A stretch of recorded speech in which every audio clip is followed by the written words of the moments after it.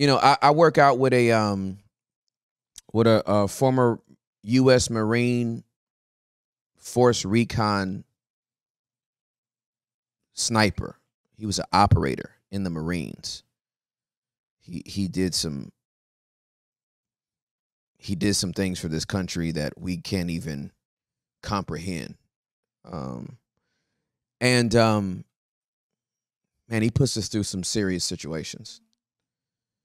And I put myself in those positions because I want to grow.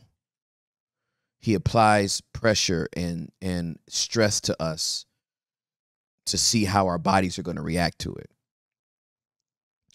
I'm much more situationally aware because of what I've done with him, because of the tactical training that I do with him. When I'm out in the field, when I'm just out about my everyday life, I notice everything. I know where everybody is at all times. A lot of times I can point out the guys or girls in a certain environment and know if they're carrying, even if it's concealed. That's how keen my eye has gotten to certain people.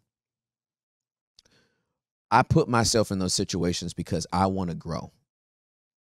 He applies stress on purpose for me to grow. And when you come down to the basement, I am going to apply pressure on you. That's part of my assignment as a disciple, as a mentor. If you don't believe me, look at Jesus. I ain't putting you through nothing that Jesus put you through, right? Jesus is literally like, hey, get on this boat. Meet me on the other side. Storm breaks out. He put them in stressful situations. Why? He's trying to get them to grow in their relationship and dependency on him and to apply their faith. We are never going to get through this life without pressure being applied. I don't even have to apply it. Satan's already going to apply pressure. But if you don't have a heavy enough anchor, you are going to go right downstream. And the current's going to take you under, and we're not going to hear from you again. How many people do we have fallen away from the faith right now? All because a church hurt their feelings. Now I thought I was done. I'm not done. I'm feeling this. Do you know why deconstructionism exists? Because discipleship didn't. And you got these people more in love with your church than in love with Jesus. And so when the church hurt them, they couldn't even stay committed to Jesus?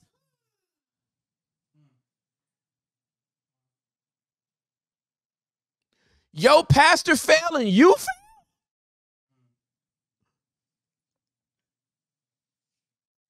Your small groups leader didn't let you have a small group and you don't like the whole church no more? Not the church that didn't let you have a small group. The whole Big C church is off limits to you now.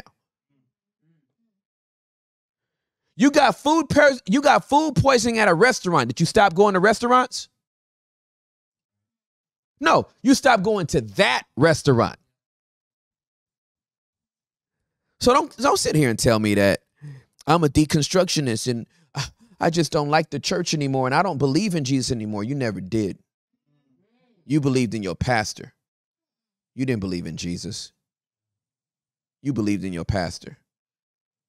And woe be to the pastor that makes people fall in love with them instead of fall in love with Jesus.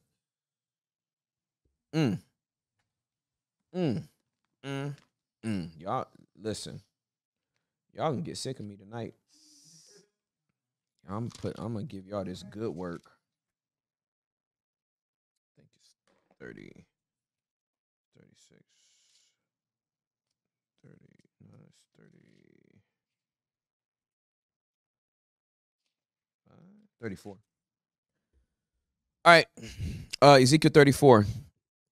Then this message came to me from the Lord. Son of man, prophesy against the shepherds, the leaders of Israel. Give them this message from the sovereign Lord. What sorrow awaits you, shepherds, who feed yourselves instead of your flocks? Shouldn't shepherds feed their sheep?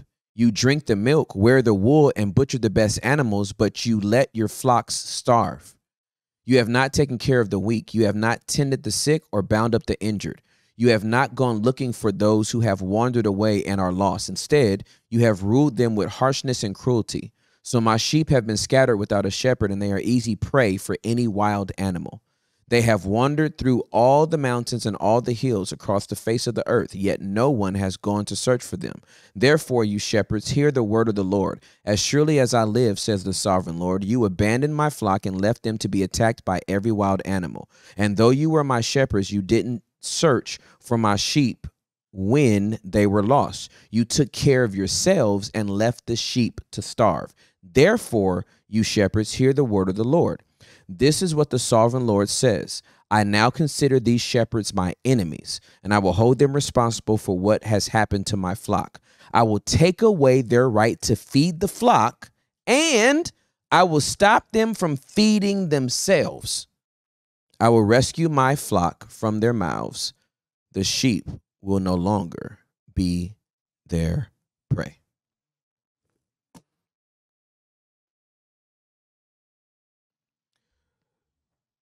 So woe to the shepherds that have their sheep on a piss poor diet, that they can't even recover from one of your ushers being bad. Woe to the shepherds that have their sheep on such a piss poor diet that by the time they talk about sin, half the church leaves because they think you're preaching religion.